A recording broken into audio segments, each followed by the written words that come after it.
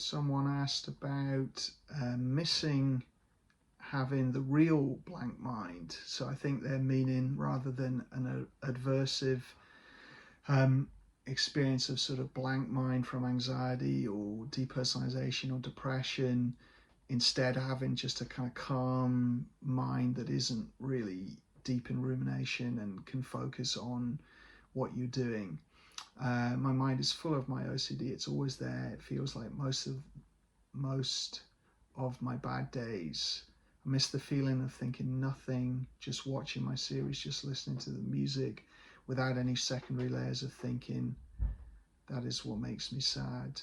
Yeah, this is really tough to be in these situations where you have constant symptoms and they feel like they are disrupting life, and there's a clear time before the OCD and then after it. And of course you're thinking back to before this, when life was simpler and you could just get task focused and absorbed in life. And now, we're in a place where it's being interrupted by intrusive thoughts and hyper-awareness and difficult experiences. The key part for recovery here, which is really tough, is that the more we ruminate about how much better it was before and how painful this is now, and worrying about being stuck like this and never getting back, that all is, I would categorize as a mental compulsion of resentment that really stays focused on the problem and disempowers us from the self-efficacy and the sense that I can cope with this and handle this, and what helps with recovery. And unfortunately it all keeps our focus on the annoying song in our head. So if I have an annoying song in my head and I'm constantly wishing for the time I didn't have one in my head, obviously it just reinforces the annoying song and keeps it there.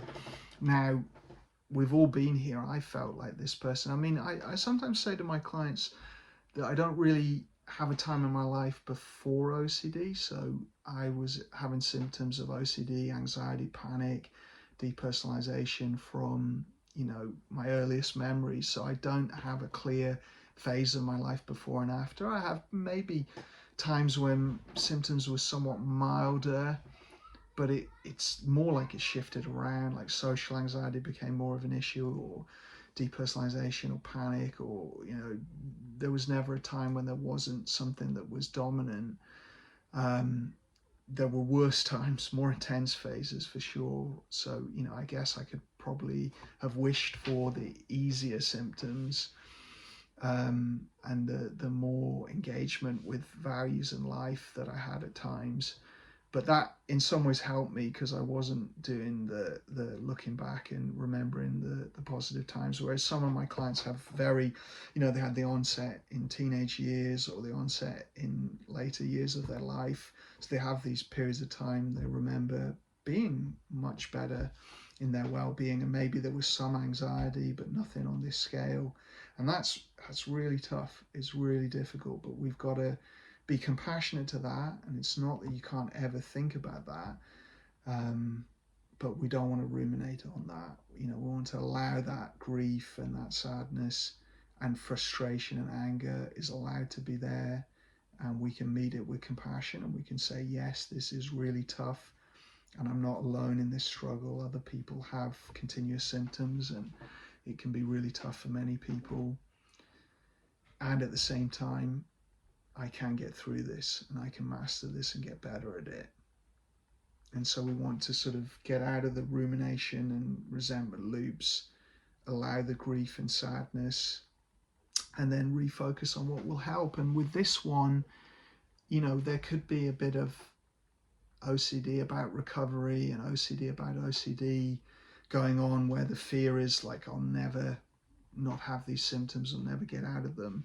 So it could be that we want to do some ERP work with that, and work with a therapist on exposure to the fear of having thoughts stuck forever and having symptoms forever and the pain and distress of that.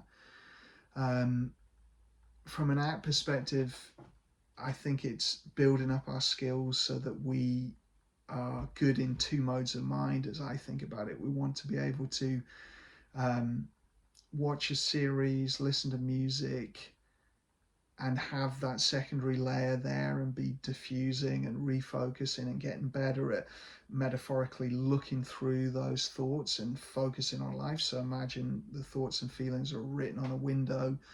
This is a metacognitive therapy analogy that I like, where you look through that window and you could be focused on the words and then you lose the view and the background, or you could be looking through those thoughts and you could be focused on the world beyond them, and then the thoughts will start to blur, and if you get really absorbed you might, not see them so much. I mean, in ACT they have the bug on the windscreen analogy, the same sort of idea. You're driving along in the car and there's a big bug on the windscreen, and you want to look through that and focus on driving, and you might even forget about the bug as time goes on. And so we want to get really good in that mode of mind. And then the other mode of mind is, as we start to get better in recovery and we move out of this, that actually those symptoms aren't there, and we do go back to that pleasant, real blank mind as described, and we are just watching our favorite series and just listening to music and connected to those things. But we're not afraid of losing that. We're not like, oh God, I want to hold on to this, and if OCD comes back, because then the pleasant experiences become the trigger for OCD, which is a common thing I see. So we want to be comfortable in either mode of mind. Like, I can have symptoms there and my ACT skills are helping me to response prevent, let go of the compulsions and stay focused on life, or I'm out of the symptoms and I'm engaged, but I'm not afraid of things coming back. I can handle them. And then the irony is, the better you are in those two modes of mind, the more you have the pleasant, easy mode of mind. And holidays are a good example of this, or important events, other things that we want, a sort of mental purity, and there's a perfectionism around experience. And unfortunately, life is not like that for anyone. I mean, sometimes when we have OCD, we imagine other people are just having these perfect experiences uncontaminated by difficult thoughts and feelings.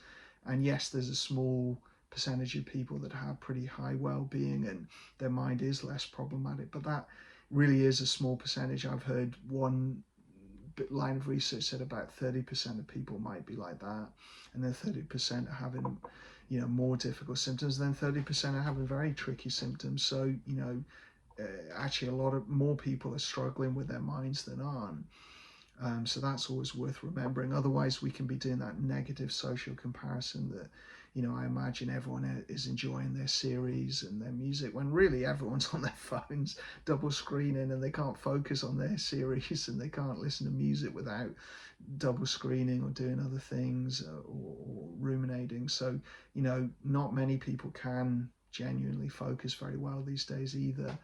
So we want to just build up our ability to focus whilst triggered, or focus, in a pleasant state of mind. The better we get at that, the more we'll move back to where we were. And I think you can get to a place where you've learned something from the experience. You're more resilient, and yes, you might be vulnerable to symptoms, intrusive thoughts at times, and OCD is chronic, so it's not that you go back to the time before you had OCD, but you can be in a new time when you're more resilient, you have more internal strength, your attention is stronger, your acceptance and distress tolerance is stronger, and things that help you throughout life are there for you. And that's obviously going to empower us more, and it's going to promote self-efficacy rather than disempower us and doubt our ability to cope with this, because really you can handle this and you can cope, and coping and handling with this is a muscle that can only get stronger with practice.